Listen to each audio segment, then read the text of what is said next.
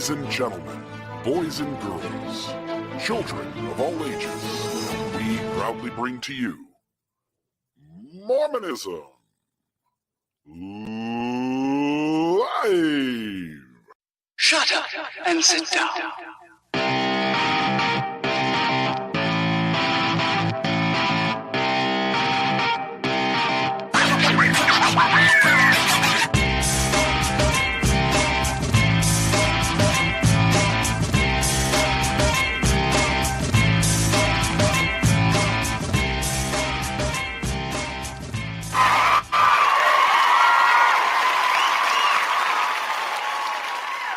Everybody. Wow, look at that. That crowd. They see they weren't done yet. Look at that. They're How's amazing. it going, RFM? Well, it's going great. I am just off of the most wonderful weekend of my life, going down to California and having a great time there at the Magic Castle. I was flown down there and feted by my good friend Randall Bell. And I think it's okay to mention his name publicly now. There was a time when he was sort of not public, but now he is after he was on Mormon Stories. So yeah, he's out there and it's okay to mention his name. And just what a wonderful guy, what a wonderful friend. And we went to the Magic Castle. We also went to some sites relating to Leo Fender. He showed me where Leo Fender actually invented the electric guitar back in the 1940s, I believe it was. And Randall's dad worked for Leo Fender at the shop where once it got popular, it actually exploded in popularity and still is today, I understand. And that is now a speed and custom shop where they work on really, really nice cars. It's called Max Speed and Custom Shop. They gave me a free t-shirt. So I told them that I would advertise it on tonight's show. So that's in Fullerton, California for all your automotive needs. Everyone. I heard the trip was magical. Oh my gosh, it was incredible. I actually could tell you stories about it that would take longer than we have tonight. And somebody is saying something that they shouldn't be saying because there is no birthday. There is no birthday for RFM. Yeah, no.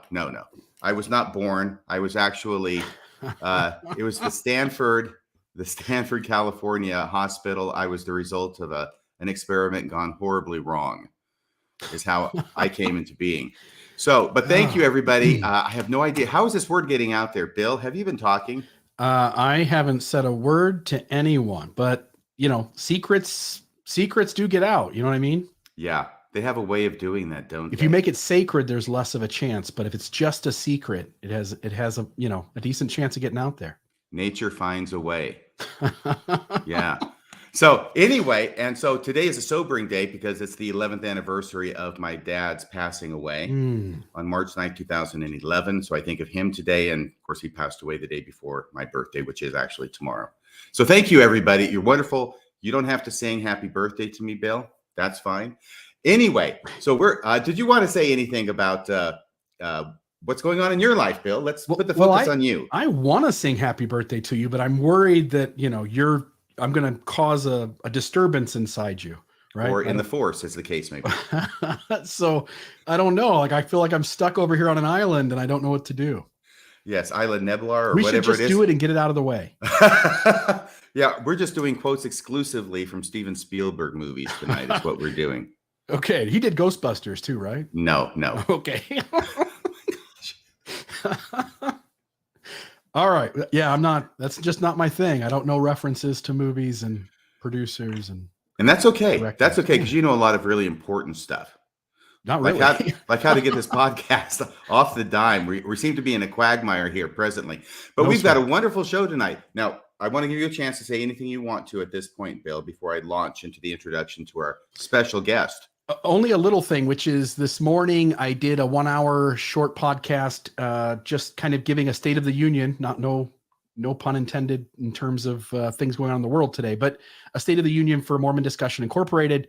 Talked about all the new podcasts we brought on board and all the podcasts that were existing, including yours, and gave a plug for you and Marriage on a Tightrope, along with all the new ones. And I thought it went well. And if people want to check that out, they can go to the Mormon Discussion podcast.org and watch it there. Otherwise, I'm ready for you to rock and roll. Well, great. Just tell me you didn't forget Rameumptum ruminations. Oh, I again. didn't forget Rameumptum ruminations. we mentioned Scott.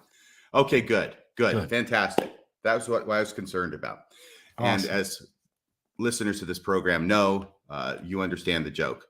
So tonight we have in the house David Bokovoy. And for the one person out there who may not know who he is, let me tell you a little bit about him. This will be brief, okay? But pay attention because this guy knows stuff and he's got a lot of education. David Bokovoy holds a PhD in Hebrew Bible and the ancient Near East and an MA in Near Eastern and Judaic studies, both from Brandeis University. That's a big deal. He received his BA from Brigham Young University. Not such a big deal, but still good. Majoring in history, I hope he's laughing in the green room, majoring in history and minoring in Near Eastern studies. In addition to his work in Mormon studies, David has published articles on the Hebrew Bible. His specialty has to do with Bible studies. So he's published on the Hebrew Bible in a variety of academic venues, including the Journal of Biblical Literature, Vetus Testamentum. I'm sorry, my Latin is a little bit rusty there. That's the name of the journal. I'm sorry, what? Bless you. Gesundheit. Now you're stealing my lines. Studies in the Bible and Antiquity, another journal, and the FARMS Review. He is the co-author of the book Testaments, Links Between the Book of Mormon and the Hebrew Bible. And I think the other author was John Twetness, if memory serves, because I actually got that book when it came out a number of years ago and read through it. Very interesting stuff. So we can bring him on in a second, but I also want to say he's published a very important book. This came out in 2014. Whoa. Authoring the Old Testament. We've got one here in both studios. No, wait, yours says an advanced reading copy? Yeah, mine's the advanced reading copy because I interviewed David Bokovoy about his book. In 2013? Right before it came out? 14, 15, somewhere in there. Okay, because it actually came out in 2014. So I got it after it came out. So anyway, this is a wonderful book. Absolutely fantastic. I read it back in 2016. Very impressed by it. But let's bring David on so we can talk about sex, and sex. Oh, no, wait a second. It's sex, Eden, and the family. And I got to say, the Garden of Eden is my favorite topic in all of the world, and sex is my second favorite. So we're gonna really get it tonight. Well, Bill, I would just reverse those two myself, but at least we're kindred and on the same wavelength. Yeah, we can tell the same stories around the fire. Yeah, very good. Thank you so much. It's so good to be with you guys and for the nice introduction. We're really not going to sing happy birthday? Well, I can't stop you from here because I'm in another state. I can beg, and I hear the audience begging you not to as well. Yeah, all right. Well, happy birthday, and I appreciate the opportunity to be on with you guys. I don't do a lot of things like this anymore. Not only do I not listen to podcasts, in fact, I'm going to openly admit this is my first experience with Mormonism live. I hope that doesn't hurt anyone's feelings. I obviously have listened to many RFM podcasts. I've listened to many of Bill Reel's over the years and have love and respect for you both and your wit and your intelligence and your critical thinking abilities. So this is fun for me to kind of come back into a world that I'm not much involved with anymore. What is bringing you back? Because this is like Godfather 3 Al Pacino. Just when I think I'm out, they pull me back in. You know, I don't know what it is. I guess maybe well, first of all, you know, I did pick up a little bit of interest when you were having the RFM, when you did the discussion with the Midnight Mormon crew. The three amigos. Yeah, I mean, there was so much drama with that, and I was like, you know, of course I'm catching it. Finally, I'm like, okay, it's like, you know, I'll get pulled in and listen a little bit. I listened to a little bit of that presentation. It kind of got me thinking about some things and into this world a bit. I have been actively involved with the Thrive community. I'm in a different place now, myself and my wife, in that you know, meetings, self-help groups, conventions such as that are not particularly interesting to me. But I love to dance, and I love live music, and I love parties, and I love karaoke, and I love to get together, especially with the post-Mormon community. And so whenever there's a Thrive social event, I've participated. And then it was Thrive Day, and I was asked and invited to join in with the Portland group. And I said, sure, I'll go in and go. And I sat and I listened to each of the presentations, and they were wonderful, you guys. I thought they were fantastic. Each one was on how to live a healthy, good life. It really was focused on positivity. And and then at the end of the evening, we met a bunch of people, and we said, okay, well, it's over. Where do you go dance here in Portland? And we took the whole group out dancing that evening and had a great time. So I guess I'm admitting that I'll never be free from this world entirely. It's and I don't want to be either. I don't mean to suggest that, but yeah, I'm involved to some extent. So Well, let me tell you, if there was anything and only one thing that happened as a result of that fiasco of a debate back in November with Midnight Mormons, you getting back in the arena makes it all worthwhile. And I'm serious about that. okay, well, it was so strange to me though, just the way they arrived and what they were wearing and going on, and it shouldn't be like that. But anyway, I don't want to talk about that stuff. I'm just saying that's kind of, those are some. I started listening to that. I started thinking of some ideas and things that I would like to talk about and perhaps share with you guys. And so in those conversations, the invitation was extended, and I am grateful for it because I love visiting with you guys. I look forward to being with your audience for the next little while and having a conversation that is not only interesting, but is very important and very meaningful. Talking about sexuality and a healthy approach to it intellectually and spiritually, I think is very important. So I think we're going to talk about that, as well as the Family Proclamation and anthropological studies that would then shed some light on human sexuality, how that might connect with the Eden story and with the Family Proclamation. And I don't know. We don't have an outline, and just to share with the audience, we haven't discussed what we're going to talk about. This is an open-ended conversation, and I look forward to it. So thank you both. Well, I do too, because I've got no idea what you're going to say. So all I can say is the floor is yours. The title of tonight's podcast was yours. Yeah. And please tell us what Sex, Eden, and the Family means. Well, since this is Mormonism Live, and it's a show obviously that focuses on topics that are of interest to a post-Mormon and Mormon community, maybe we'll jump off starting that way. I've been interested in the Family Proclamation for quite some time, obviously, since it came out. I don't want to get too bogged down in the details of how it was written and the studies that have been done to discuss the cultural context of that and so forth. But I thought maybe it would be good to jump into this and then kind of dissect a few thoughts and put that into the context of the historical understanding of the text that they are drawing upon for the Family Proclamation, talk about some anthropological views on human sexuality, and then, bring it all home, I guess. So I'm going to go ahead and I will pull up that document right now. So the Family Proclamation, as our audience will be aware of, it came forward. I remember when it came out, and I was actually I was visiting in my home in San Diego, and quite young at the time. And it was an interesting document. I didn't find it too controversial at the time, but as time has moved forward, I've realized that many of my own views and convictions do not adhere with it.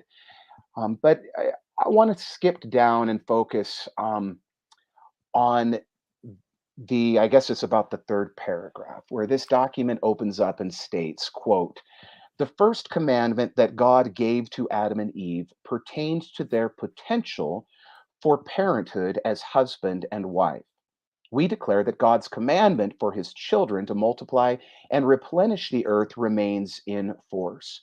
We further declare that God has commanded that the sacred powers of procreation are to be employed only between man and woman, lawfully wedded as husband and wife. We declare the means by which mortal life is created to be divinely appointed. We affirm the sanctity of life and its importance in God's eternal plan. Husband and wife have a solemn responsibility to love and care for each other and for their children. And then they go on to quote Psalm 127, verse 3. We read, the family is ordained of God. I'm skipping down. Marriage between man and woman is essential to his eternal plan, and so forth and so on. My goal this evening in our conversation is not to denigrate spiritual beliefs or to suggest that the understanding that Latter-day Saints hold on God and the purpose of life is incorrect. That's not for me to say. Those would be religious convictions beyond my ability to assess. Now, I can, as a critically minded person, talk about how those religious constructs can cause harm or problems for people. But at the end of the day, it's those who know me. I feel I appreciate spirituality, and I want Mormons to be the best Mormons that they can possibly be. I want Catholics to be the best Catholics they can be, and Buddhists and so forth. And I want to support people in their efforts to promote kindness and love to the extent that's possible. At the same time, I also believe that we should be critically minded and engage critically religious text and their assertions and find out where they're drawing from and how that understanding either reflects or is in disconnect, as the case might be, with critical scholarship and anthropological studies, and how that understanding might affect us as we not only look at the document, but consider then its application and its use and how it affects the lives of individuals. So maybe that's a good place to jump off with, and I'll then jump into this and backtrack to this concept that the first commandment that God gave to Adam and Eve pertained to their potential for parenthood as husband and wife. Now, where do we think they don't give an allusion here to a scriptural text, but it's probably pretty easy for us to decipher what text that they're referring to, right? I'm assuming early in Genesis, right? Like we're probably Genesis chapter 1 or 2 or something. Yeah, that it's actually going to be, and that's important, Bill. Is which one it is. Is it 1 or is it 2 that they're The alluding two to? different creation stories, and both seem to come from different storylines. Precisely. Yeah. And indeed, what they're alluding to is actually Genesis chapter 1. And in Genesis chapter 1, there is down to when the humans are created. We read verse 27, and I pulled it up now on my computer screen. So God created man in his own image. In the image of God created he him, male and female created he them. And God blessed them, and God said unto them, be fruitful, multiply, replenish the earth. And then, of course, subdue it as well. Well, that's what they're alluding to then. They are alluding to Genesis chapter 1, verses 27 and 28. Again, returning to the document, the first commandment that God gave to Adam and Eve pertained to their potential for parenthood as husband and wife. I think they're alluding to that, but they may be alluding to another text. If the allusion is to Genesis chapter 1 that I just identified, we have a problem. And Bill, you've already hinted at that, and it's one that's discussed openly in my book. And that is the story of Adam and Eve, which begins in Genesis chapter 2, verse 4b, which means the second half of verse 4, is the story of Adam and Eve in the Garden of Eden. Genesis chapter 1 through Genesis chapter 2, verse 4a, so the first half of that verse, comes from a separate literary tradition that has been taken by the editor, scholars use the term redactor, and brought into the beginning of the book of Genesis.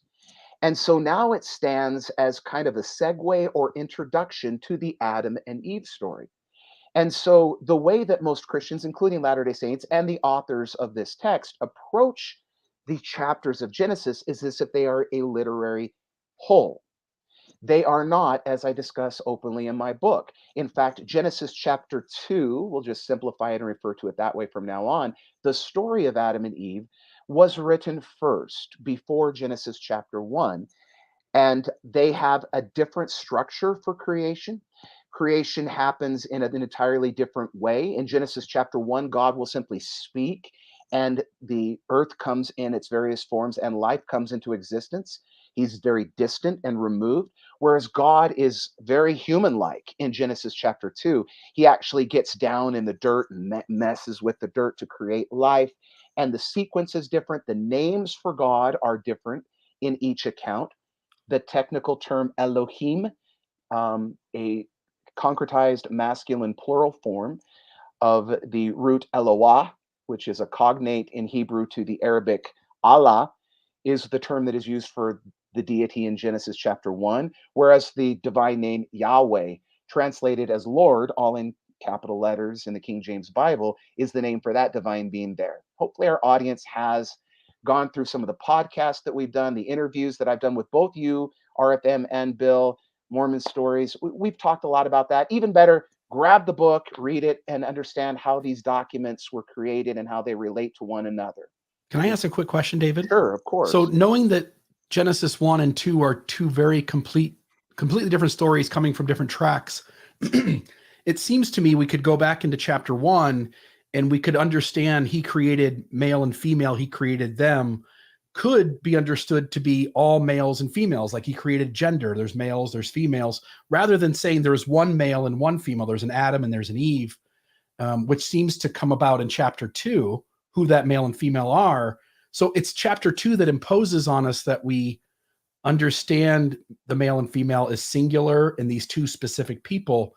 But I don't think chapter 1 imposes that on us on its own. It does not, and it never refers to an Adam and Eve at all as proper nouns. In fact, even in Genesis chapter 2, the name for Eve is only given after she consumes the fruit of knowledge.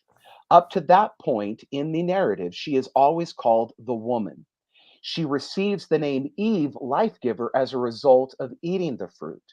And this is actually quite important. Thank you, Bill, for that question and observation, because recognizing again what the Family Proclamation is asserting, God gave a commandment to Adam and Eve pertaining to their potential for parenthood. In Genesis chapter 1, humans are commanded to multiply and replenish the earth. But in the earlier creation account that now appears in chapter 2, written by a separate author with a very different view on God, humanity, and the cosmos, in that one, the very first command that is given to Adam and Eve, it pertains to their potential of parenthood. So the document is technically correct, but they don't understand why. The document, the LDS Proclamation of the Family, is asserting that of course, it's because God wanted Adam and Eve to become parents. Well, in Genesis chapter 2, God in no way wants that to transpire. He makes it very clear with the very first commandment that he gives to them not to eat the fruit that will specifically grant sexual awareness. That is what the fruit presents and what it offers. That's not controversial. Even the Book of Mormon goes so far as to have Lehi state the words that that our first parents, Adam and Eve, if they had not partaken of the fruit, they never would have had children. So even there's a recognition in that text in Mormonism that the fruit leads to a specific type of knowledge. In fact, even the word to know in Hebrew is used for sexual knowledge. To know biblically, we sometimes colloquially refer to. In fact, the fruit is called the fruit of knowledge, and the first time that then the humans exercise the knowledge is in Genesis chapter 4, verse 1, where it states that the man knew, yada, in Hebrew, same exact verb, the man knew his wife, she conceives, and she has a child named Cain. So the knowledge they obtain is specifically linked with sexuality. And if we think about the story, the first thing that they know is what? What do they recognize? That they're naked. That they're naked. They recognize nudity and nakedness. And then they recognize a need for clothing. The curses that are given are directly connected with the procreation. The woman is going to have very painful childbirth and delivery as a result of this, of having eaten from this fruit. And yet then the statement is given in the curse where God states, however, you cannot escape this and just say, okay, well, forget it. I won't have sex. I know about it, but I'm just not going to have it, because then the rest of that verse states, and yet your desire will be for your husband. She's going to desire her husband. She's going to desire sex. So you can't escape it because you desire it. And it's going to be painful. And in fact, if we go into the ancient world, when this document was produced, childbirth was obviously the leading cause of death for women in this ancient environment. So the document is correct. The first commandment that God gave to Adam and Eve pertained to their potential for parenthood, but they don't understand why, because they don't understand documentary analysis.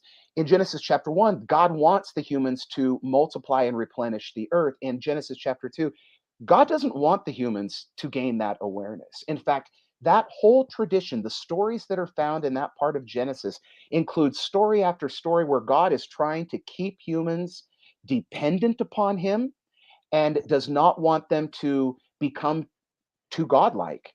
And so he wants to tear down a Tower of Babel, and he wants to produce a flood, and he wants to do everything he possibly can to keep them dependent upon him and childlike in this tradition. He does not want them to gain sexual awareness. So the document is correct, but they don't understand why, because they are interpreting that first commandment as the one given in the Genesis chapter 1 tradition. Have I explained that okay? I think so. The Mhm. part that always confuses me is just that Genesis chapter 1 is the later version, and Genesis chapter 2 is the earlier version. It's just Historically. exactly the Yeah, opposite of of what way you would they- expect. Exactly. So yeah, so and then what they're also referring to, and I'm going to jump to chapter 2, and I know they're alluding to this because they'll often use it in LDS literature and in its curriculum writing. But let me jump to chapter 2 of Genesis, and I'll pull up the statement, which I think is very interesting. And While you're this, pulling that up, David, I'll yeah, just mention that your connection between the tree hmm of knowledge and knowing, hmm the man knowing the woman to know somebody in the biblical sense, hmm blows my mind. I have never heard somebody make that connection before. Oh, that's what my dissertation explores. Uh, I was very interested in divine counsel imagery in the Hebrew Bible. I'd written quite a bit on it, and I knew when it came time for my dissertation that I would explore that idea, but I didn't know exactly what I would do with it. Well, what happened is that I was reading the Eden story, and of course, the serpent states that to the woman, well, God's not telling you the truth. You're not going to die when you eat this fruit. You'll actually become like the gods, he states, knowing. And then he says, knowing good and bad. And then later on in the story, after they eat from the fruit, the Lord Yahweh, he accepts the legitimacy of the serpent's observation. He says to a non-specified audience, look, the man has become like one of us. We shouldn't allow this. Let's cast him forth out of the garden. And so he does. Well, I started thinking about it, and I started thinking, well, okay, a non-specified audience that's making a judgment and passing a judgment upon conditions in the world, that's divine counsel imagery. Of course, he's talking to the gods. And once you recognize that, then you recognize, my goodness, okay, well, then the serpent is right. They became like the gods, because that's what the Lord says. Look, the man has become like one of us. So if, as I've just suggested, and I'm not the only one, I think it's pretty universal, people recognize, even the Book of Mormon, I mentioned, that it is sexual awareness that they grant. If they become sexually aware like the gods, then that would imply that the gods of the council, including the God in at least this biblical strand, were viewed as sexually active deities, which would make them very much like the deities that we see in other ancient Near Eastern traditions. So, in essence, that's what my dissertation then began to explore, is that possibility. And it was a wonderful study. But this will take us to the other parts of this conversation, because I had to, you guys, jump into anthropological studies on human sexuality at that point, some of which are included in my dissertation, which was finished in 2012. And then from that point onward, I have continued an academic interest in human sexuality as interpreted through an anthropological lens. And I find that very fascinating. Human sexuality is very different than animal sexuality and as a whole. And that's what ultimately I argue that this account is trying to accomplish. It's like a just so story. You know how the elephant got its trunk or something like that. Let us explain why humans have unique sexual practices. Well, what happened? How did this happen? And that's ultimately what's transpiring here in the account. So that's a little bit about my dissertation and why it's been my academic interest and passion for a little while. Can I ask you a question, David? Sure, of Actually, course. 2 questions. First off, there's an audience request that you adjust your camera so that they can get the full effect of your wonderful beard. Okay. I don't have my picture up. I'm looking at the Bible. Oh, a Bible. Yeah, if you could On just my pull it screen. down just a little bit Okay. with the top towards I'm not you. even seeing There you it. go. Is Boom, that good? baby. Oh, yeah. All right. That's What great. the picture you guys chose was so beautiful, as beautiful a picture of me as it possibly can be, but it was beautiful because it was all Vikinged out with like nice curls and stuff like that. And the second one, Adorable. is it also correct that the imagery of the tree of knowledge is enhanced by the fact that the serpent was considered to be a symbol of wisdom? Yes.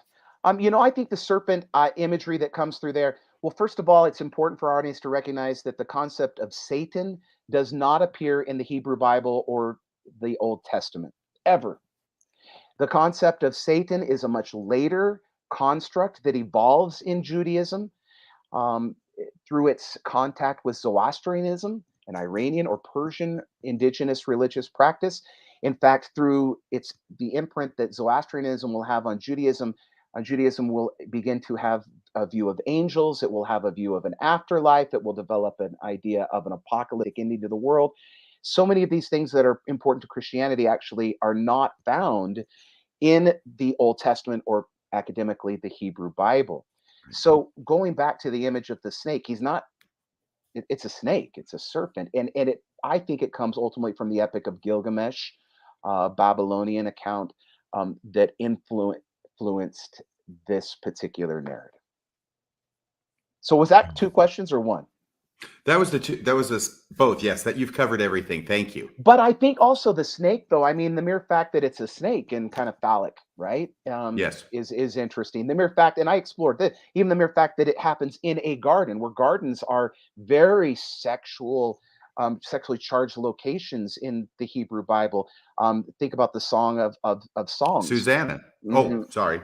No, they're very gardens are places of sexuality. The other thing that I discovered is even the polar expression or merismus, where you take 2 opposite words, good and bad, that is an expression that is found that is used specifically for recognizing not just good and bad, but attractive versus not attractive. So what is sexually, compelling and what is sexually not compelling, and so all of these things tie together as to what is happening here. And I apologize. I jumped in with Susanna because it brought to my mind the tale from the Apocrypha, Susanna and the Elders. Yes, of course. All right. I don't want to get lost in the weeds either, No, David, go but ahead. it seems the garden story has always struck me as this fruit which will alter their consciousness, right? By taking it. Yeah. And religions are always trying to control, they always want to be the distributors of knowledge. They don't really want you going outside the tracks looking for it. And it plays out in this garden story where the fruit will give you knowledge of good and evil. It really does do that. Satan was telling the truth. And the religious story is there to prevent you from taking anything outside of the religion's prescribed way of salvation to partake of something that exposes you to an altered consciousness. I don't want to get off into the drug story and try to play it off that way, but just to recognize that what religion's done for thousands and thousands of years is to say, we have the way, don't go look at anything outside of that. And it plays out again in this very original story where they try to control, God is controlling the information. Interesting. So what you're saying is that the fruit is actually a psychedelic mushroom. I'm open to that. It could be anything that plays out that way. Okay. No. Very profound observations, Bill. I really like that. And I would say, even if it's not a psychedelic mind altering substance, I think it can at least represent the idea that the gods in that one account, Genesis 2, I think you said, are wanting to keep them infantilized, Mhm. which we know about as members of the LDS Church, Yeah. because the church spends all its time infantilizing its members and trying to keep them from growing up and being exposed to greater knowledge. And then when they do grow up, a lot of times, as God kicked Adam and Eve out of the garden, Bill, sometimes church leaders can kick members out of the church. Yeah, the garden is the peaceful, sacred, holy place, and now you're among the thistles and the thorns. Yeah. It is the Shire. Yeah. Fascinating. That's an interesting way of reading this account. I appreciate those comments. I'm going to jump back to Genesis 2 and link us then to where I was going. I was going to take us to where I think the Family Proclamation is also alluding. And that's after now I'm in the actual story of Adam and Eve when they are created. I'm in Genesis chapter 2, verse 23. Adam said, "This is now bone of my bones, flesh of my flesh. She shall be called woman because she was taken out of man." Well, all of that is a word play. And it's a pun. The puns drive the narrative events in this story. For example, the man, you remember how he was created? What was he taken out of? The mud, the red Yeah. mud, right? So the Hebrew word is Adamah. So you can actually hear it. Adamah. Adam, you could literally extract Adam out of Adamah, the Hebrew word. So it's the pun that drives the narrative. Just as you could take the word Adam out of Adamah, ground, the man is taken from out of the ground. While this one's a reverse pun because the word for woman is Isha, and the word for man is ish. And it also is another reversal because it's literally men and women, but that come out of woman's body. So man here, it's a reversal. Man is in essence giving birth to the woman, and it's a play upon Isha and Ish in the same way that Adam and Adamah were. Lest we get too sidetracked with that, verse 24 is where the Family Proclamation wants to take us, where the account states, "Therefore, because this happened, a man shall leave his father and his mother and shall cleave unto his wife. They shall be one flesh."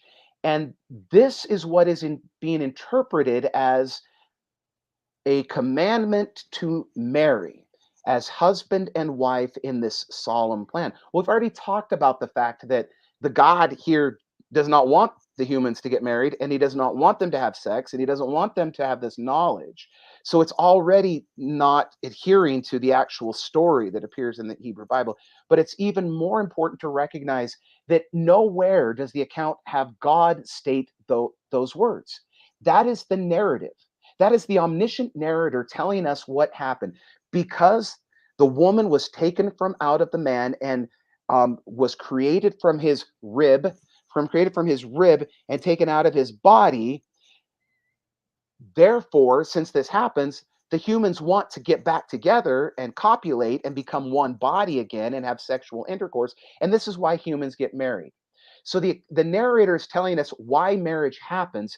Never once does God say this is something that should transpire, or even this is something that is commanded to happen. Not in the context. That is a misreading. And I would go so far as to state that if the purpose was to create that partner for a marriage, as the proclamation is asserting ultimately, if that was the purpose, then God was planning bestiality. And I don't say that lightly, and I hate to be shocking with it, but the word that is used for the helper that he wants, because remember when God creates, he's like, okay, the man is created to cultivate and take care of the garden. It's not good that the man should do that alone. It's a big task. So let's create him helpers in Eitzer in Hebrew. Let's create a helper. So he creates the animals. And it makes sense for an agrarian society where animals help plow and help cultivate the land and take care of farmlands and gardens and things like that. And so the animals are created before the woman, and they are created to fulfill that role of the helpmeet, if you want to use good King James Bible. So if the purpose of creating a helpmeet was to create a sexual partner, a marriage, since the animals were the first to be created to fulfill that role, then the very logic that is being suggested here is bestiality. Does that logic make sense? Yes, I'm sorry. I'm not saying does it make sense that God would want bestiality. right. I'm asking if the analysis and why the way I'm breaking down and showing it. Do you think if I explained that okay as to why I think it's a problematic assertion to say the purpose here is marriage between a man and a woman? Yes, I understand your train of thought. Okay. All right. I'm glad. I think it went through. And- So and just one other little go quick. ahead. Again, I don't mean to go. I'm going to be the guy that No, gets us go. off track a bunch. No, I just good. want to note the next verse, by the way, Genesis chapter 2, verse 25. Adam and his wife were both naked and they felt no shame. There wasn't any shame until God or religion comes along and says, hey, you're naked. Do something about that, right? Yeah. Yeah. It's interesting. Yeah, that it isn't. It's interesting. Yeah. It's a fascinating account. And the problem with reading this and applying it to the modern family too rigidly is that it creates misunderstanding, it creates heartache, it creates problems for people that cannot, for one reason or another, fit neatly into this narrative. And that includes a major percentage of the human population. So this is an ancient story. It's a myth. And I'm not suggesting it doesn't contain truths. I think we can read truths in. I think we can learn from it. I think we can, at minimum, we can learn at how ancient Israelites saw their world and their understanding of spirituality and human relationships and God. But the second we try to take this and rigidly apply it into God's plan for families today and for human sexuality, everything breaks apart.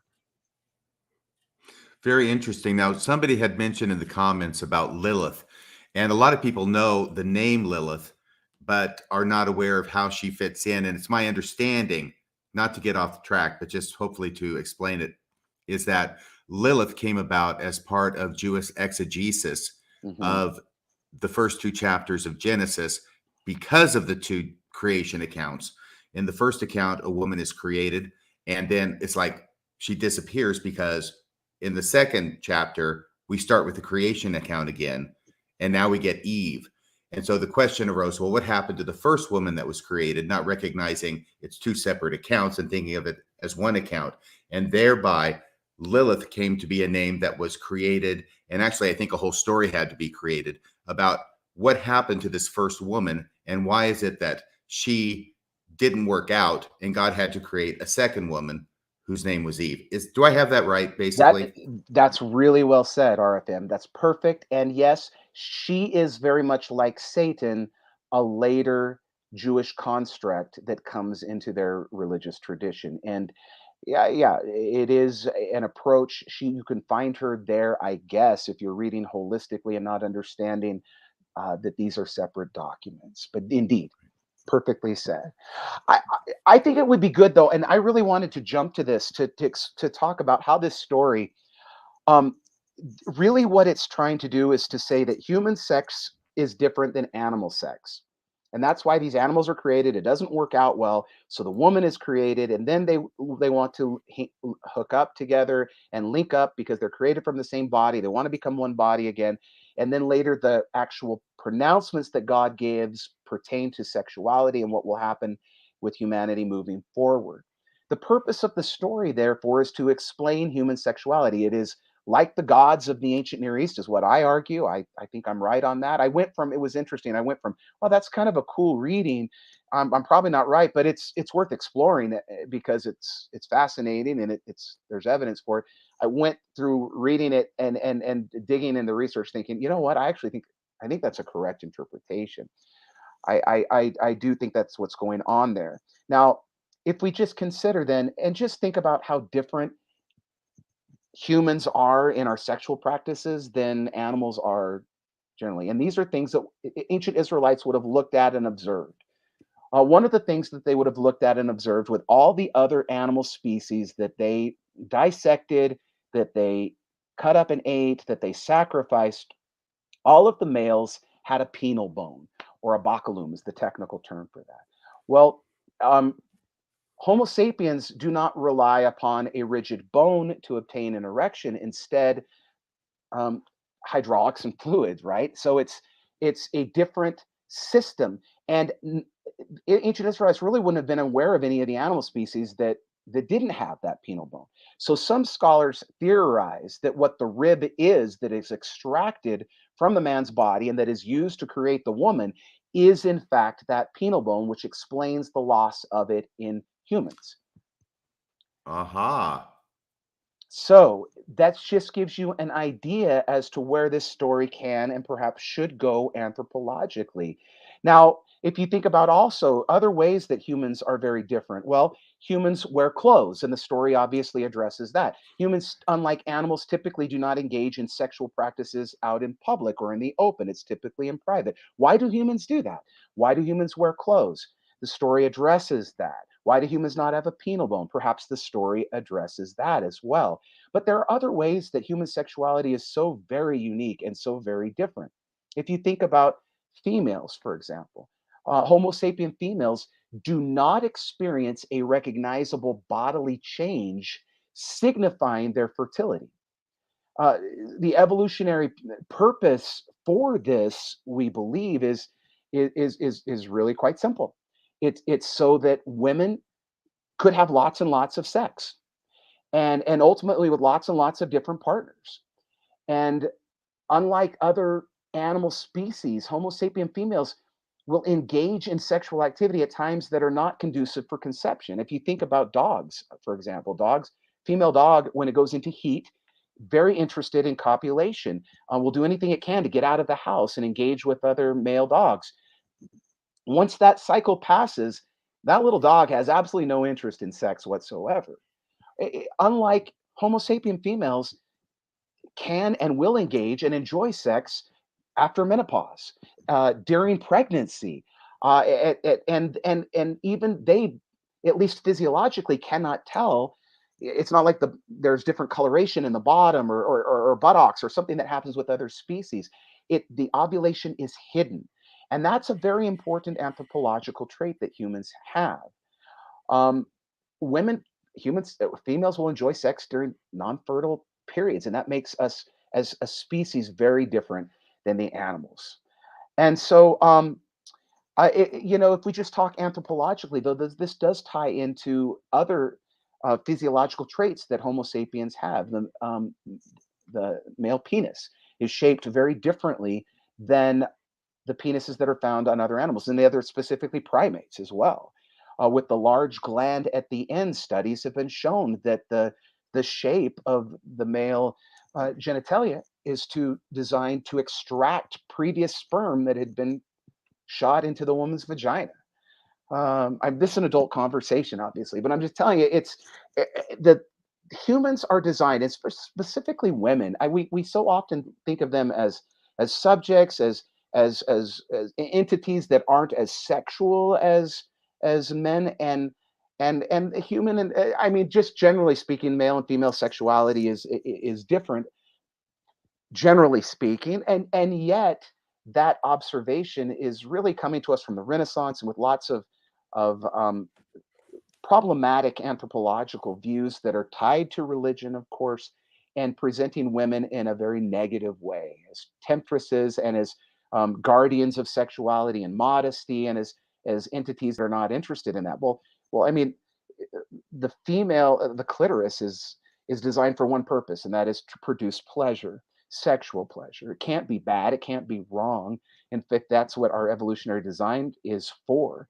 And the female climax, unlike the male climax, is not directly connected with reproduction. The male climax is connected with ejaculation, whereas a female climax it serves an entirely different purpose. So it's fascinating. And in fact, women are created biologically to be hypersexual, to enjoy it and to enjoy sex. We could get into female sexual vocalization, which anthropologists have studied, which is much different than male vocalization during a climax. Female vocalization tends to become very rapid with regular rhythm that includes equal note lengths and intervals between notes, which again, male vocalization typically lacks. And the evolutionary design for this seems to be that when we were and our ancestors living in an environment unlike the one we live in today, that this was designed to excite and entice other males to participate, for sperm competition, for healthy offspring. We have to remember that our species, Homo sapiens, we have been on this planet for not a very long time, and for 90% of our history, before the agricultural revolution, we lived in hunting and gathering communities, which were fiercely egalitarian, sharing things, food, resources, and including sexuality. It's not until the agricultural revolution that happens about 10,000 BCE that all of a sudden property rights, the controlling of female sexuality, knowing whose offspring it belongs to who, all of that becomes very important to maintaining social stability, and then is incorporated into religious constructs. Just to jump in, I mean, Yeah, sorry. no, good. We were talking before the show. I mean, I put a comment into a thread with you guys where I was talking about Sex at Dawn with Christopher Ryan. Yeah. And again, I want to make sure I get her name right. Cecilda Jetha is her name. It's Christopher Ryan's wife. Mm-hmm. But in that book, it covers a lot of the same kind of ground. If in a tribe, if all the men think they might be the father of the child, there's much more protective inclinations. There's much more of helping to raise them, helping them to be a positive factor in their life. And so there's evolutionary benefit to a woman having sex with multiple partners within a tribe, and there being some confusion about who the father is. It's a wonderful book. I do recommend it. I love that one, and Sapiens as well. Those are both two very popular introductions to a general audience on some fascinating subjects. Thank you, Bill. Yes, I would recommend it. And it really does show that, and look, they talk a lot about monogamy and how problematic it is for our species. And if you just think about, I don't know what the statistics are, but in the United States of America, about 2 million marriages per year are performed, is my understanding. And but there's something like it's like almost 900,000 divorces every single year. So the divorce rate for a first marriage is like 41%, and then it grows up exponentially from there. It's like up into 60 per second, and it keeps on going. Monogamy is difficult. If this is really God's plan to have one man and one woman and to have them married for time and all eternity, and children have a right, and everything that we're talking about is really the plan, then it's one that's not working very well. Yeah. And it's not working very well. Tell me about it, David. Not because we are inherently evil or bad. It's because for our evolution and DNA evolved in such a way for us to be successful as a species, and we are fighting against that in so many different ways. And of course, I'm going to go back to what you were talking about, Bill, and caring for as a group in a small hunting and gathering community, the offspring that would be produced.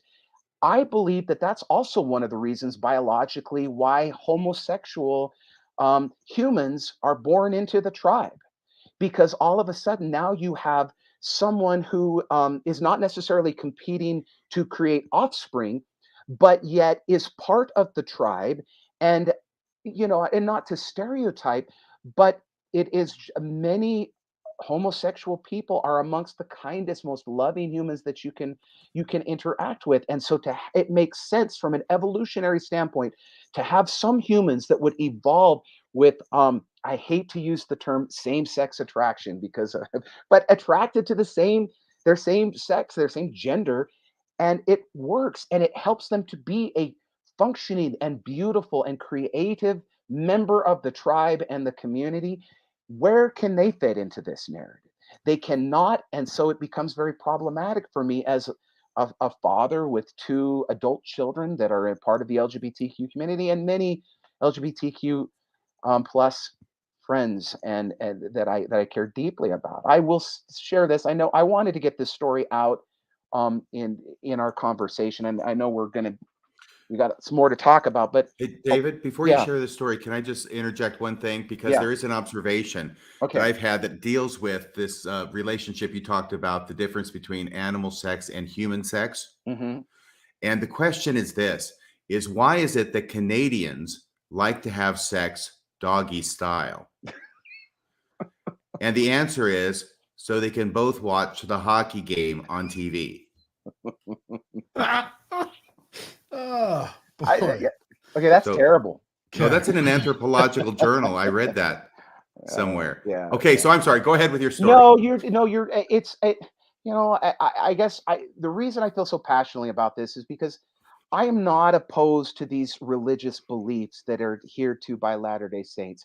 I just feel that it is imperative that those who are going to adhere to it understand anthropology, the basics of human anthropology, like we're talking about, the basics of biblical scholarship that help us understand the original purpose and function of these narratives, and then to take a critical approach that is going to be less harsh and will do less harm, certainly to homosexual members of the LDS faith, but to heterosexual men and women as well, because all of us are damaged by inappropriate and understandings of human sexuality and these texts and how they evolved and how they came together.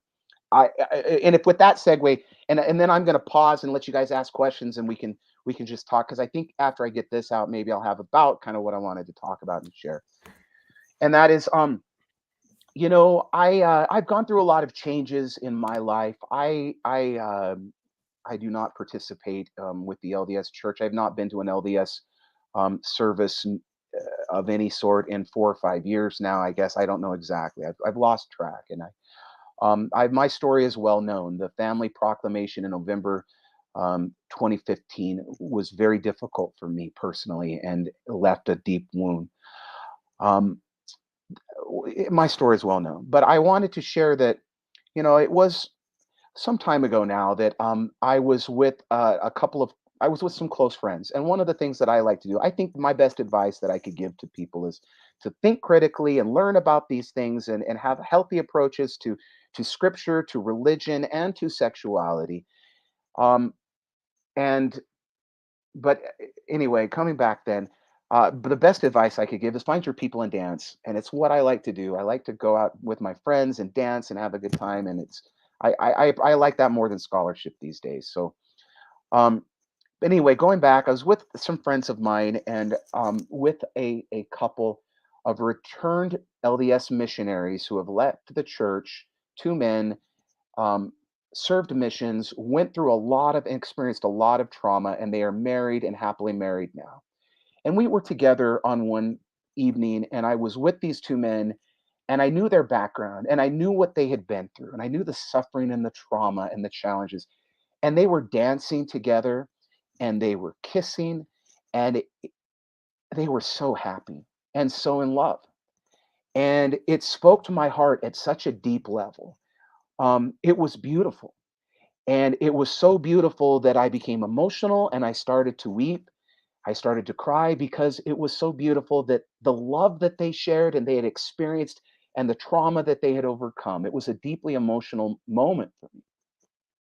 And then honestly, it transitioned, and my thoughts went from feeling the beauty of it to one of sincere of sincere pity. And I hate to use that word because it's such a negative word, but I don't know what else word to use other than that.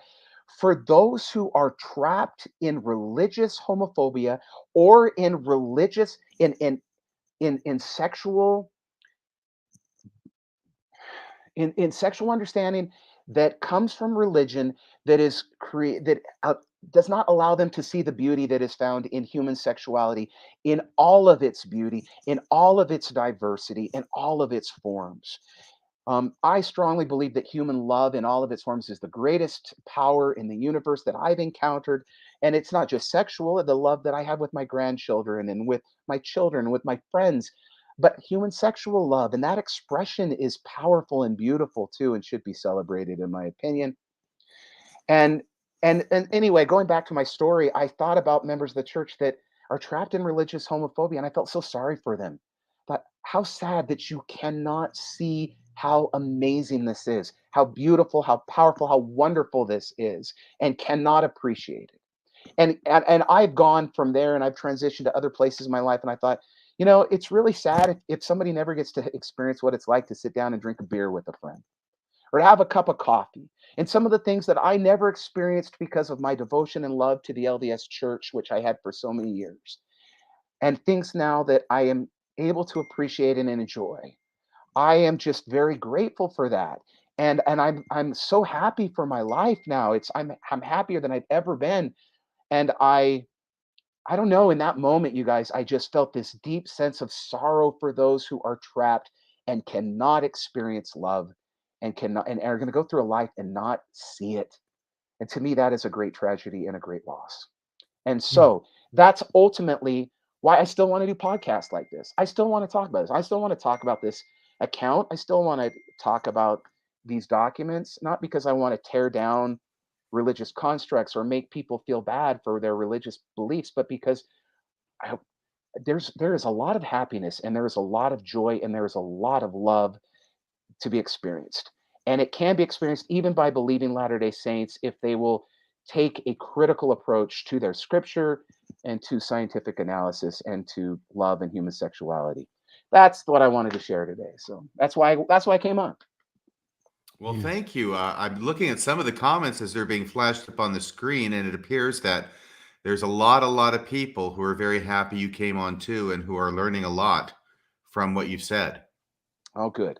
The one thing, and I highly, again, that book, Sex at Dawn, it's a good one. I mean, you gotta read it. It's gonna be shocking, and it's going to be a different way of looking at things.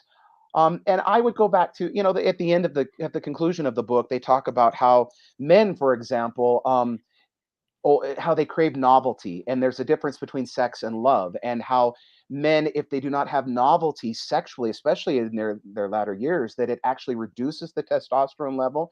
It not only therefore makes life more difficult to live, but actually causes health problems. So you're going to get a lot of that. Now, all of that having been said, that doesn't mean that everybody should go off and become polyamorous immediately tonight and leave the church and go become polyamorous. That's not what I'm suggesting at all. I'm not suggesting that, but I think that because we have the cognitive ability as human beings to be able to control our nature and our evolutionary DNA so that it leads us to what we know will emotionally and psychologically and spiritually bring us the greatest happiness. But controlling our decisions and our life and the path that we take is not the same thing as just simply fighting against our evolutionary DNA, whether that is towards heterosexual practices or homosexual practices or whatever sexuality that we prefer. If we are just trying to subjugate and fight and fight and fight against it, that leads to mental health crisis. It leads to problems. It leads to suicide. It leads to all sorts of negativity, and it should not exist. But so I'm not suggesting everybody goes running off and has, multiple affairs or do anything like that. Wouldn't necessarily lead to the greatest happiness. What I am suggesting is that we have a healthy approach, that we not be hard on each other for our mistakes and our challenges, our desires, and that we ultimately recognize that sexuality and human love exist on a spectrum of diversity. It's beautiful in all of its forms, and people should be able to pursue what will bring them the greatest happiness, joy, and fulfillment in this life. And that is the key to true spirituality, in my opinion. So to the extent that this document or the readings that come from it keep people from being able to experience that joy, I'm going to keep coming on. I'm going to talk about it. Well, great. That's a wonderful conclusion. I know that Maven's here. Maven, did you have something you wanted to say? Now you're muted, I think. Thanks. Bill was trying to point down for me for that. Yeah, I just wanted to add my 2 cents that this is a part of my story that isn't shared, but it's one of the things that towards the end, while I was still a believer, that was causing me quite a bit of distress was just about the idea of marriage. And I was realizing that I really hated the idea that if a Mormon man, that if I'm doing everything right and I'm going to marry him in the temple, that he's supposed to be, sexually pure all this time, which, I seriously had my doubts even then that I would marry someone that had never done anything that they were not supposed to do. But even then, I hated the idea that the only approved way for my future husband to get this sexual pleasure was through the use of my body. It just seems so weird to me and extremely strange. And just once I thought of it like that, I don't just the idea of marriage just became so stressful to me. It already had been, but it just really took out because I didn't feel like I felt like it would be mean if I ever didn't want to. Um, because again, I know like what the men have needs, women have needs too, but I just really felt like I didn't have as much of a choice as I used to think I did, I guess, if that makes sense.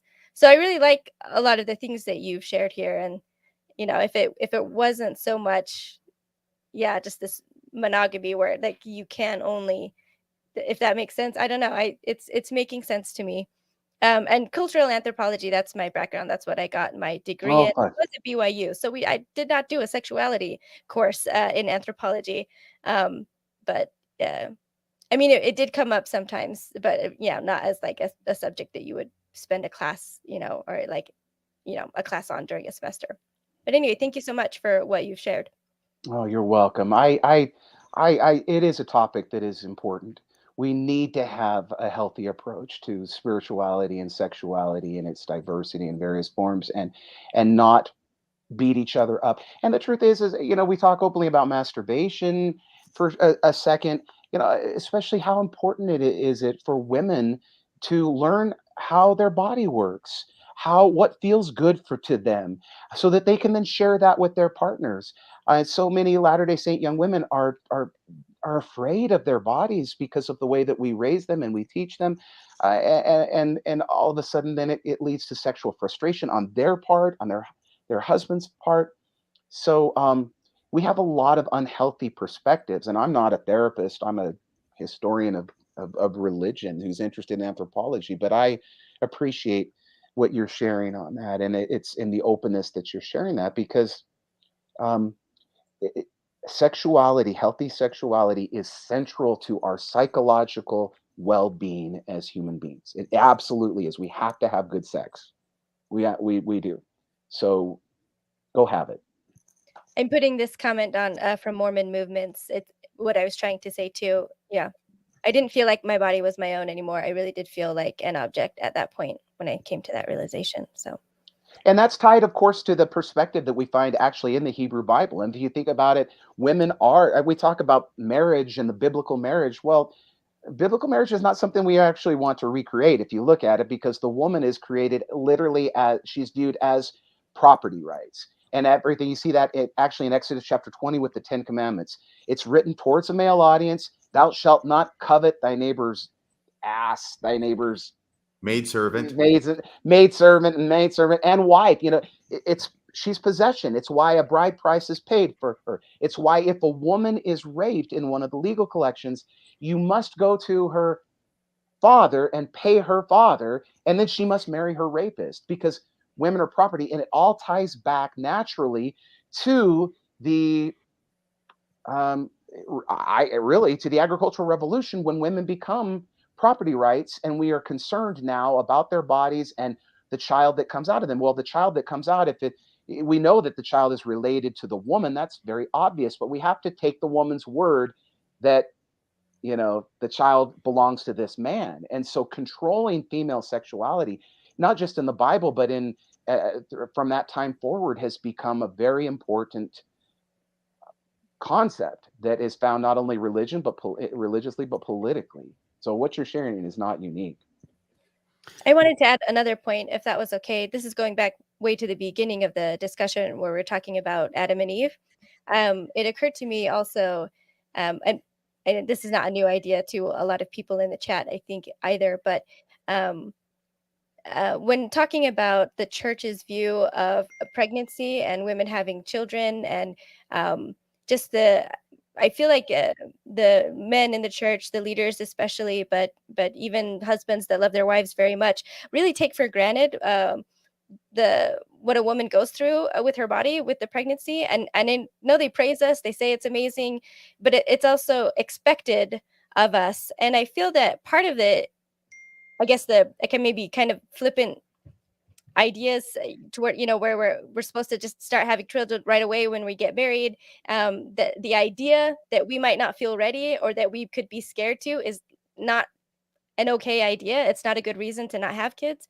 So and I think it's kind of partly around this because it's scripturally there that it's going to be painful. So I think a lot of men with this belief and background with the Genesis story just take for granted that women will have children and that it'll be painful, but that's just what we do and that's what we were made for, and that's that. So it's easy for them to want to legislate that and control that because it's something they don't actually have to face, and they see it as something that comes from God. And the pain we go through, it's a punishment.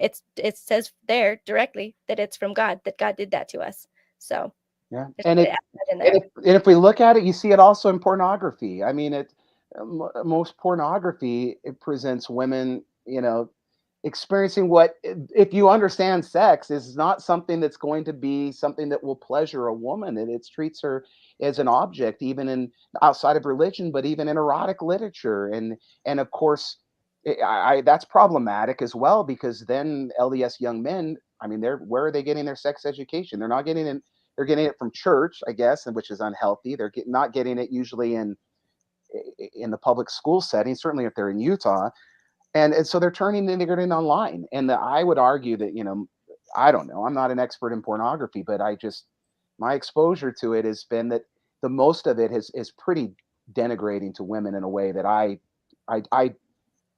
but it bothers me. So it's not just even religion. I can go on the other side and say, we've got some problems, and I'm not anti eroticism or pornography. I'm all about consent and love and making sure that people are taken care of, men and female and anybody in between, and non-binary and everything else. Just to put a plug in for the Sex at Dawn book, when I read that for the first time, I've actually read it, I think 3 times at this point. Wow, that's awesome. What I thought was fascinating, David, was it tries to tackle how sexuality developed over the history of the human species. And that's difficult. But another facet of it was it also went across the breadth and space of the planet in the modern moment. And Mormonism and Western culture presents to us this idea that here's the way humans have done this since the beginning of time. And the reality is, even in this moment, as we go across cultures, various societies or tribal systems, sexuality is practiced in so many different ways that for any system to come forward and say, here's the way God wants it, this is the way it's always been, to be honest, is just ignorance of how humans have unfolded throughout history. Well said. It is. I love, they've got some interesting stories in there about hunting and gathering communities and how they view sexuality as so very differently than we do. And it ties together to what I was trying to say at the beginning of the podcast or broadcast. It was that if really that was the plan from the beginning, man, woman, marriage, children, that's not how most Homo sapiens have lived. And it's not how most of us live happily today either. Right? Yeah. I was mentioning. Oh, go ahead, sorry. Maven. A few people in the comments have asked if you have anything to say about Heavenly Mother or mothers. I mean, it depends. If you're asking my personal belief, I don't believe in an interventionist deity of any sort any longer. I'm a spiritual humanist. So Heavenly Father, Heavenly Mother. There were some, at least traces of Okay. deities, maybe in the Old Testament. I don't know if that's what they were asking for. I think they are asking. Yeah, I mean, if we go down that area, then we can talk about that. One of the things that I argued, and I lost my passion for the subject, and so I had planned on turning a couple of articles into my analysis of Genesis chapter 1, which I I still stand by. But one of the things that I argue there is that the logical way to read Genesis chapter 1 verse 27 is that God made them in the image of the gods, male and female, rather than the image of God or in the image of Elohim. And what that is implying in Genesis chapter 1 is that that men are created in the image of the male God, and that the women are created in the image of female divinities. You know, there are absolutely allusions to female goddesses, legitimate female goddesses that would have been believed in and worshipped in ancient Judean society all throughout the Hebrew Bible. Even the metaphor that is often used in the prophets for God and his wife. And you know, Israel is presented as the wife, and she's unfaithful, and she did this and hurt him. All of those metaphors just don't come out of thin air. They come out of the fact that there is a belief in male and female's divinities in ancient Judean and Israelite society, and we do see traces of that without question arise in the Hebrew Bible, including in Genesis chapter 1, as I mentioned. I believe that. So, yeah, I mean, what do you want to call her? Heavenly Mother is probably too LDS of a term, but there are, yeah, I mean, they're female God. Going back to what I was talking about, if my analysis of Genesis chapter 2 through 3 is correct, that the story is to explain that the humans gained sexuality like the gods, and therefore are not sexual in the way that animals are sexual, but instead behave like the gods in ancient Near Eastern tradition, then that tells you right there that there must be female gods and male gods, and that they're having intercourse.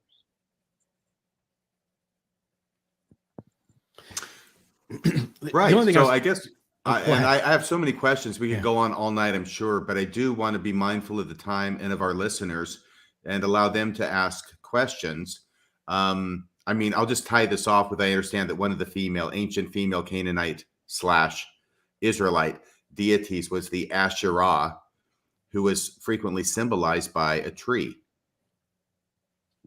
Yeah, correct. Which again connects ultimately with the garden imagery, right? Mm-hmm. Yeah. And I won't go beyond that to talk about how that actually seems to be reflected in the Book of Mormon and First Nephi. But I knew you were going to go there, because I know your apologetic mind. Daniel C. Peterson, Nephi and his Asherah. Okay, it's a cool article. Do I think it's a cool reading? I've always felt that was a cool reading. Well done, Dan Peterson. That's a fun way to read that section. Does it mean the Book of Mormon is ancient? Well, we know the answer to that. Yeah, I think at a minimum, it shows a greater emphasis on Mary than we might have hitherto suspected in the Book of Mormon. And the Asherah part is a questionable link, perhaps. But regardless, let's open it up to callers. Did you want to mention this, Bill, or do you want me to say, what is this dinging sound I hear throughout the entire podcast? It sounds like I am so sorry. That is like my friends. I got friends that are texting me, and they're like, "Hey, I like that comment." And hey, man, I got friends. They just commented. They said, "Oh, we have to have sex to be happy, so go have it." And they're quoting me. They're like, "We love it." Oh, so my gosh! I'm sorry. I don't know how to turn off the notification. It's okay. I wasn't sure. I thought maybe an entire legion of angels had gotten their wings during tonight's podcast. I didn't think you guys could hear that. I'm so sorry. Yeah. Yeah, it's just been dinging off the hook. You guys, stop texting me. I don't know how to turn off my notifications. I'm an old man. I usually just throw the phone against the wall. There you go again. I tell you, an angel got his wings. Yeah. Maybe just turn down the volume. Can you do that with the volume on your phone? No, it's not my phone. It's from the laptop that's coming through. Oh, okay. Well, regardless, all of David's. See, this is why I have no dings on my side, because I have no friends. Yeah. So I love you guys. I thank you for your support. You guys are so beautiful. But quit dinging, okay? Quit dinging me. No. All right. So the victory for Satan segment of the show. We've already got 3 calls on the line. If we're kind of letting 3 calls in at a time, so when somebody hangs up, another call will be able to come in. 662 Mormons or 662-667-666, mark of the beast, and then a 7 at the end. Looks like we've got a Tyler. Tyler, you are on Mormonism Live. I'm hoping you'll come through. Are you there, my friend? Oop, give me a second. Let me, it's going to take me just a moment. Sorry, guys. Tyler is out in front of the Masonic Temple. For whatever reason.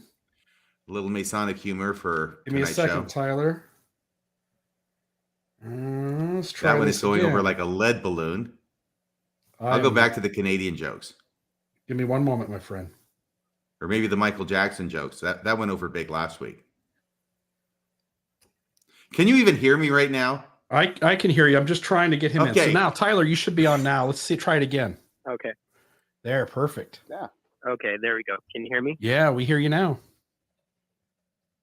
So Perfect. You're on the show, my friend. What's on your mind? Yeah, my question's a little off topic. I'm the Skylar that was in the chat, and like I said, I broke my shelf about 3 weeks ago, thanks to your guys' second anointing episode. And since then, I've listened to every single episode. So my quick question would be to all of you, how do you find purpose after that moment of just never being able to go back? Wow. That's a big question, my friend. Is it Tyler? Sorry, I hope it's simple enough. No, Skylar. is that Tyler. Tyler Skylar. or Skylar? Skylar. Yeah, sorry. The Tyler was what came up on the caller ID thing. So yes. Okay. Skylar. Hey, Skylar, here's the deal, all right?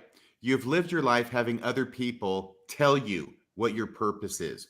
Now you get to enjoy the great adventure of finding out for yourself what your purpose is.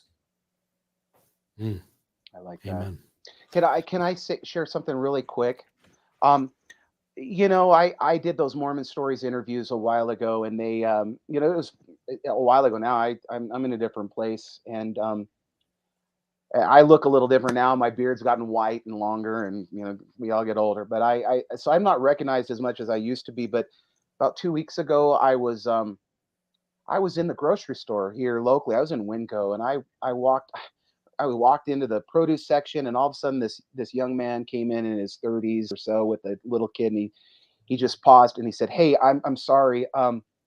He said, I just have to introduce myself. I've seen the podcast and followed your work, and it's meant a lot to me." And I said, "Oh, I thank you so much. I appreciate the kind words." And then he started to cry, and he said, "I'm sorry." He said, "I can't believe I've just bumped into you like this. I've appreciated your work, but today's been one of the hardest days of my life. I came out to my family that I am no longer, participating in the LDS church, and it's been very difficult."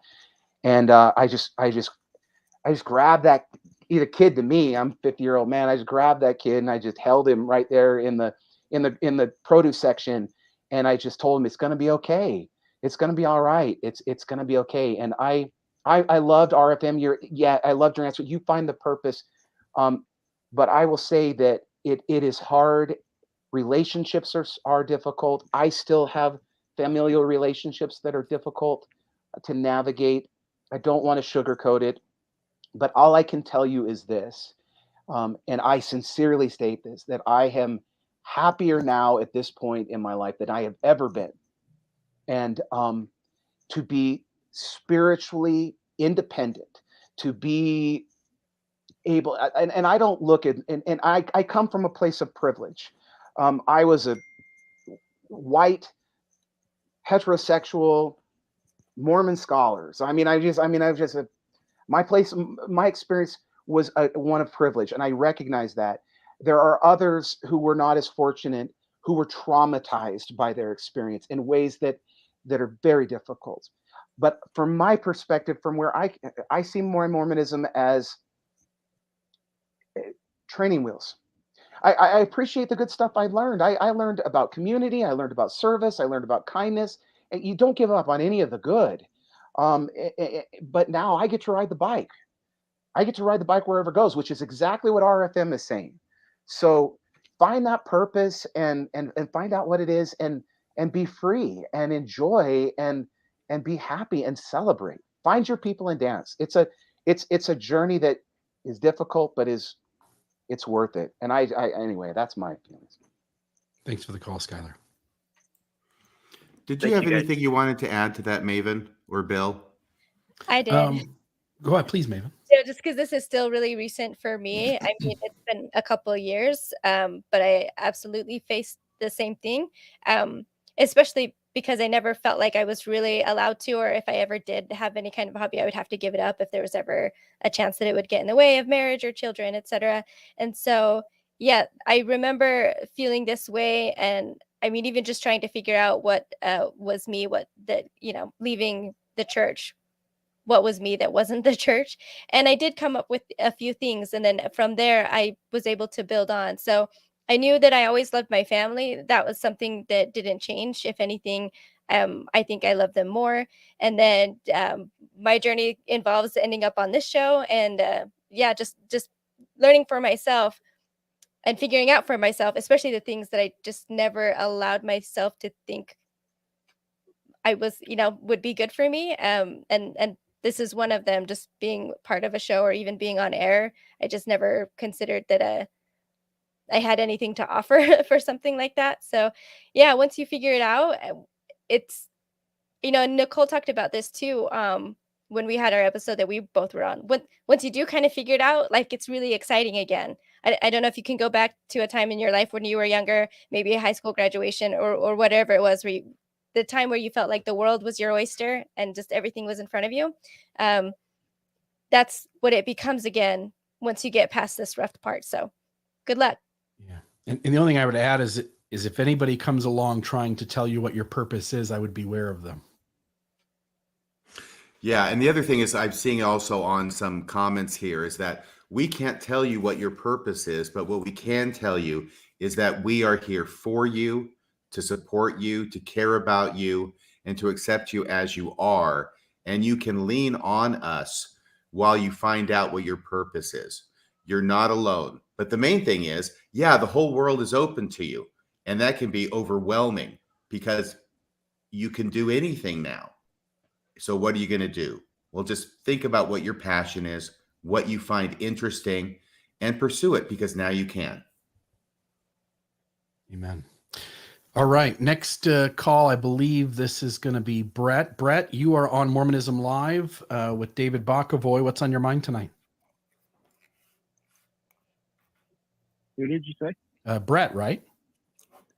Oh, yeah, that's me. Okay, my friend, you're on. Anyway, so I had to call in just to publicly pronounce my love for David, because he's like one of the kindest, like most genuine humans I have ever met. And what you see in David is what you get. And I was fortunate last year in August to meet David, because once upon a time, a long time ago, he taught seminary in a small town in Utah, in Grantsville, and he taught my wife in seminary. And we reconnected with David last summer, and he's become more or less family to us. And he's a great guy. I just wanted to let everybody out there know that he's amazing, and we love him and we support him. And yeah, that's all.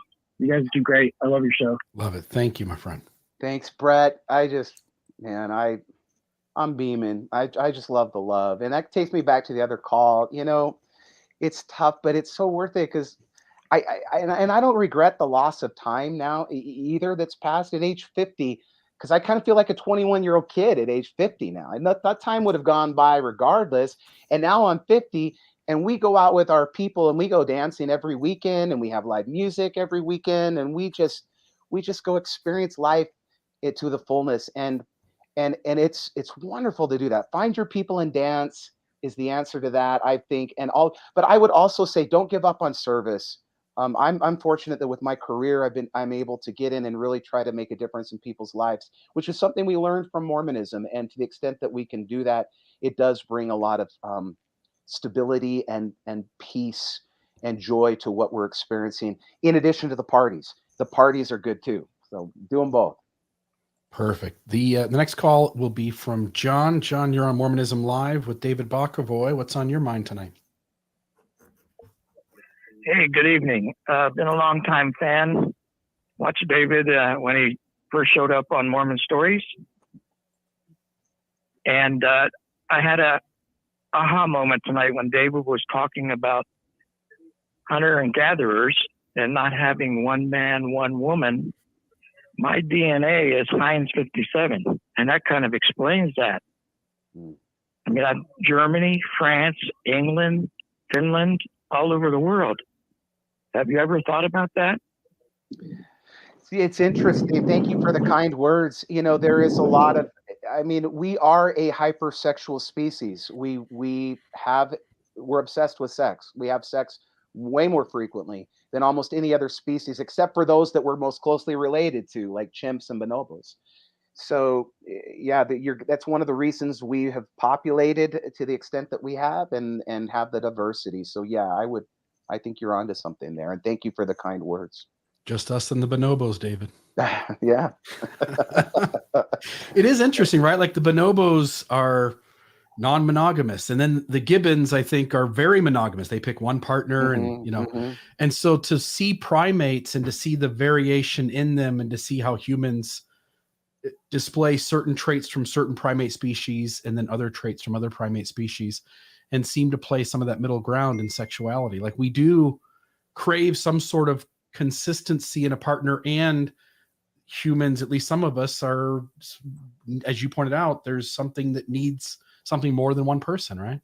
And so humans are kind of experiencing the whole spectrum of sexuality. There's multiple mating strategies throughout evolution. It's just interesting to see all that play out. Yeah, you know, and that's exactly right. And it's interesting. You know, I can't remember what I was going to say, but I was gonna talk about you're going back to the primates. What is it? It's like species that are non-monogamous, that are highly promiscuous. The males are typically 15 to 25% larger than the female. There's sexual dimorphism in that sense. So it is just everything that adds up to our bodies is for sex, and lots of sex, healthy sex. Yeah. Crisco will be our last call for the night. Crisco, you are on Mormonism Live. We've got David Bokovoy on. Take us home, my friend. David, how you doing, my friend? I've actually known David and his wife since we were all kids together in Poway. In case you don't know, David, this is Christian Burrell. So, Christian. Anyways, I had a couple quick things I want to mention and then one fast question, David. So I'm stunned you've gotten this far in your conversation without mentioning barbecue once. I'm deeply offended by this, and I think that you need to make up for that. Number two, David is one of the most genuinely loving people in the entire world that I've ever met. And I hope that people can see that in him as he discusses these sometimes difficult topics, which leads me into the question I have for you, Dave. Much like listening to RFM's interview on Mormon legal issues, which was fantastic, RFM, people sometimes have to realize that different professions sometimes view things, including truth and reality and evidence, in slightly different ways than the general population does. There were several commenters in the chat, and we're a very close chat group, that were frankly quite upset at some of the things you were talking about as you discussed tribal social behaviors, evolution of sexual species, homosexuality, etc. And I think that they didn't quite understand that you were speaking from a scholarly postulation stance. And I'm wondering if you could kind of speak to that to kind of help some of their questions. And that's it for me. Thank you, Chris. Thank you so much, Christian. It's good to hear your voice. I didn't see. I didn't have my screen open. I had the. I was just looking at the Bible on my screen, so I didn't have anything. But maybe if we know what we're talking about. I don't know if I saw. It was much earlier, and I haven't seen. I actually put in the chat for her to explain more what she was upset about. So I don't know exactly what it was. I remember she said something that she thought that you were saying something misogynistic, and so I was asking her what was that, because I don't know. Well, I certainly misspeak, and I certainly say things that are misogynistic because I'm an imperfect person, so that's a possibility. But I appreciate a correction if that's the case. I'm not aware. I can't think of what it would be, but if I did something, then I apologize. I don't want to hurt people's feelings, and I do recognize the that it's a sensitive topic that we're addressing here on so many levels. We're talking about people's deeply held I didn't catch beliefs. it, but that doesn't mean, I don't know. That's why I was trying to get some more Okay. info. But yeah, I think Maven, what I want to know is, did she like my Canadians joke? I think she left before that. Yeah, she probably didn't like that one. If she had waited for that, we would have had her. Yeah. So I recognize, and it's a sensitive topic, but my at the end of the day, I thank you, Christian. I am sharing things from an anthropological perspective, and that doesn't mean it's absolute truth as well. I shouldn't suggest that. And there are discussions and debates as to these sorts of things. Even the book Sex at Dawn is actually taking a different view on human sexuality than the one that I had studied anthropologically when I was writing my dissertation. From my dissertation perspective, it was most of the anthropological studies I was seeing at that point were arguing that one of the reasons that there's a that females hide their ovulation is for the purpose of constantly keeping the men around, so that they don't know when the time of fertility is, and so they're constantly interested in sex, and therefore bringing back meat and sustenance to help care for the children. And that, so in other words, it says if the woman is giving sexual favors and pleasures to the men to keep them around, to keep them interested in. Well, that was kind of a typical perspective anthropologically at the time, and it's really the exact opposite that the authors of Sex at Dawn take. So, when it comes to anthropology, I'm not presenting absolute truths. There's been some, there are some debates as to some of the arguments that are made in Sex and Dawn, and at Sapiens, another book that we mentioned. So don't ever take any of those books and think, this is truth with a capital T, but this is a way that many scholars understand these things now. And everything that I've shared thus far certainly makes sense to me. And that's why I still find worth in discussing it. Wow. So, Bill, you said Sex at Dawn, that book, you've read it 3 times? Yeah, I find it fascinating. Another one is Mating in Captivity by Esther Perel. I think that's a fantastic book. Christopher Ryan, who's one of the authors of Sex at Dawn, went on to also do a book, Civilized to Death, which plays along the same line and goes a little further. I was going to say, if you've read it 3 times, you must be up to Sex in the Afternoon by now. No. Well, maybe. I have a healthy sex life. I'm pretty happy with it. Okay, quit your bragging. Hey, also the same male author actually is interviewed on there's a Netflix series, Explained, and they talk, one's on DNA, and they've got one on cannabis. They have all these different topics, and one is on monogamy, and they do interview Christopher on that one as well. Yeah. That may interest it's about 20 minutes or so, and is kind of a fun little survey to some of these topics. And he's on Joe Rogan's podcast as well, so you can check him out there too. I just find the topic interesting. I think I think humans have evolved across thousands of years in a very different way than the systems around us have told us. And I think it does us good to explore what that looked like, at least to test assumptions and to see if maybe there's a better way to live a life that doesn't have as much shame and as much compromising of your authentic self. Did you turn on your God reverberation effect there? No, I don't know what's going on. I don't know. Can I also mention, while you're checking that out, this is not a joke, by the way. I'm currently reading a book by Thomas Hardy called Jude the Obscure, which he's an English author, 19th century. And in it, he addresses and explores this entire issue of whether strict monogamy is the most healthy thing for people. And it was way before its time. It got banned, but it's a really fascinating read. It's a classic book, and I would encourage anybody to read it, whether you're interested in that or not. And I wanted to just add one more perspective, and I want to thank Joan for saying this, that humanity is really complex. And so I did want to just, I guess, put a voice for the other side of the spectrum. I guess there's always going to be outliers. So not everybody is hypersexual. There's definitely people on the low or no end of that.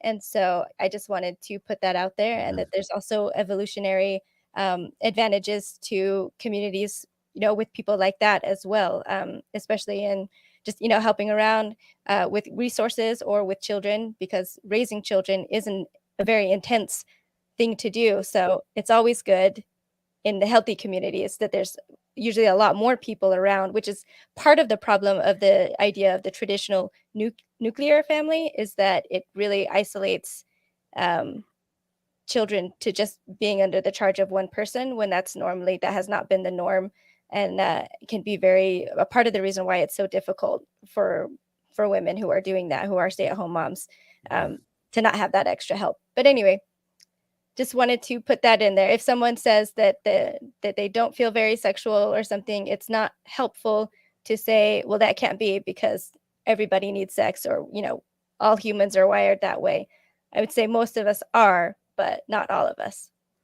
No one way to be human, is there? Cool. Maven, thank you for adding that. I think that's really important. And I think that it was important that you mentioned that. And I think David had sort of touched on that in passing. He was talking about homosexuals, and that there is an evolutionary reason. And he was trying to be very, very careful the way he phrased it. But for homosexuals... Yeah, I still brought it up because I've heard the argument before that even if it's not procreative sex, it's still a sexual drive. So for someone to say that they don't, or that it's extremely low, it's still, I guess, a harmful thing to say, like there's got to be something, when sometimes there really isn't. So Right. And there are people in society who are asexual as well. That's correct. And they are part of the entire system in the pattern as it is developed, and they have a critical place in society, I believe. And I think part of the challenge of the LDS Church is trying to understand that and incorporate it into its theology. I don't think it's trying to incorporate it into its... Well, it kind of has to, because there's so many single members of the church. So, I mean, in a way, I guess I don't know. I don't think they've actually addressed it at all. That's why I called it a challenge. I was speaking a little euphemistically there. Yeah. Yeah. No, man, thank you so much, and I appreciate that. It's something I definitely want to show sensitivity towards, because we have a lot of diversity in my own family. I have that we just love and celebrate, from a from a non-binary adult child with transgender partner, and I have learned a lot over the years. I was certainly indoctrinated into religious homophobia and a perspective that I've had to address throughout my life. And I've reached a point where I appreciate that. I recognize that human diversity in all of its forms is good and serves a purpose. And there's no one way to human, as Bill said. So, and I can openly state that I feel that I have a long way to go, and I want to understand how to become better and more sensitive to the diversity and challenges that humans experience and face. But I also feel that I recognize that I have come a long way. I feel beyond homophobic to the point now where it's just the opposite. I delight, even as a heterosexual man, of being around my gay friends and seeing love in its diversity and form there. And it's beautiful. It's awesome. So I'm grateful for that, and I'm grateful for a chance to continue to learn and improve. So if I said something that offended, I'm sorry, unless it was something that I meant to say, and then I'm just sorry you're hurt. Thank you, Maven, for your perspective. Lots of people appreciating it. Thank you so much, David, for being here and being you. Thank you, Bill, for being my cohort in crime. And thanks to the audience for being here tonight. We've had a great night here at Mormonism Live, and we look forward to seeing you here next week. Same bat time, same bat channel. That's it. Awesome. Hey, thanks, guys, so much. It was fun. Thank you, David. Thank you, Maven. Have a great night, everybody. Good night. Hi, everyone.